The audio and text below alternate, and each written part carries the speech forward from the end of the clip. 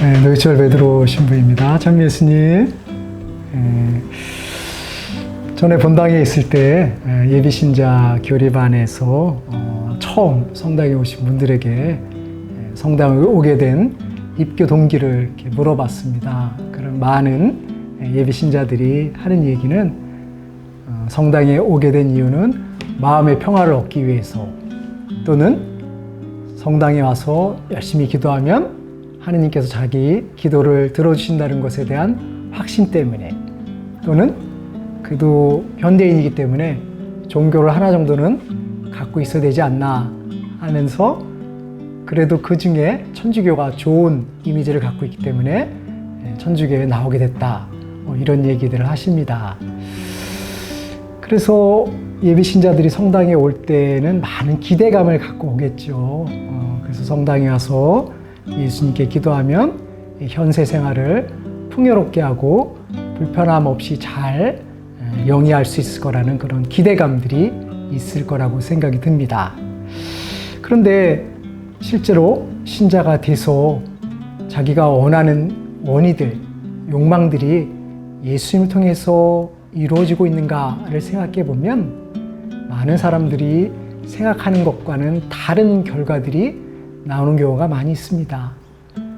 많은 이들이 열심히 기도하고 주님께 애절하게 간청하지만 자기가 원하는 만큼의 결과를 얻지 못하는 경우가 얻는 경우보다도 훨씬 더 많이 있으리라고 생각이 듭니다. 이러한 현실을 체험할 때 우리는 신앙인으로서 어떻게 살아가야 될까 하는 것이 의문으로 남게 될 것입니다.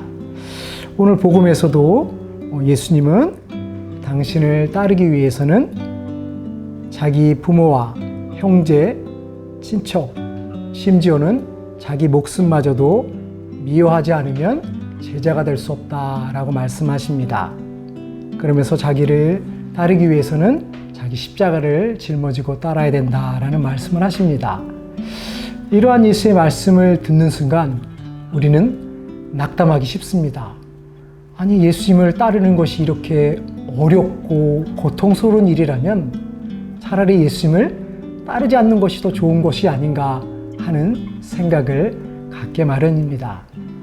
하지만 그럼에도 불구하고 우리가 예수님을 따르는 가장 중요한 이유는 예수님과의 인격적인 관계를 통해서 예수님과의 참다운 깊은 친교를 나누는 것이 더 중요하기 때문입니다.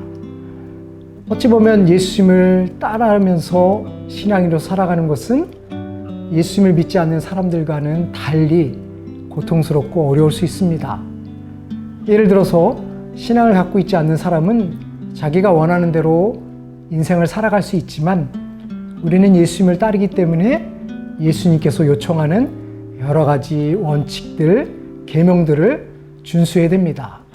그래서 자기가 원하는 대로 편하게 살고 싶지만 예수님 때문에 포기해야 되는 것이 많고 절제해야 되는 것이 많이 있습니다.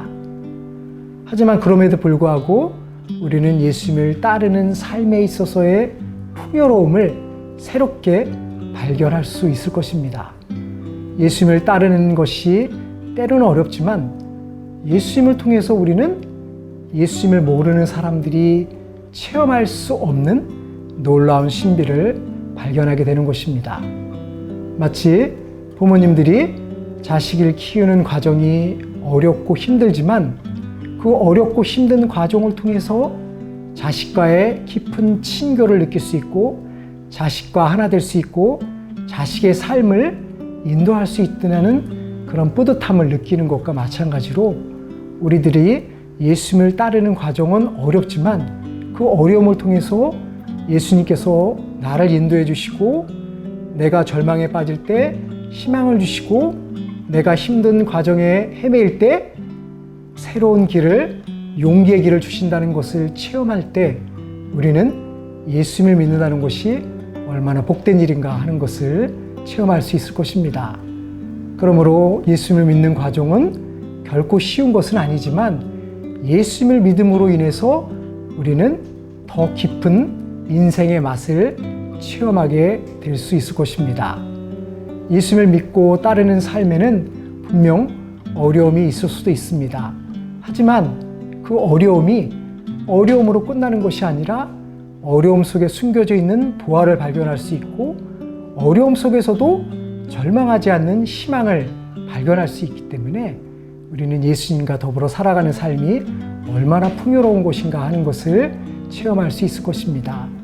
마치 순교자들이 그 힘겨운 순교의 여정 속에서도 예수님을 포기하지 않을 수 있던 이유는 육체적인 고난의 시간 속에서도 예수님이 주시는 행복을, 예수님이 함께 해주시는 가치를 체험할 수 있었기 때문에 그들은 의연하게 자신의 삶을 하느님께 봉헌할 수 있었습니다.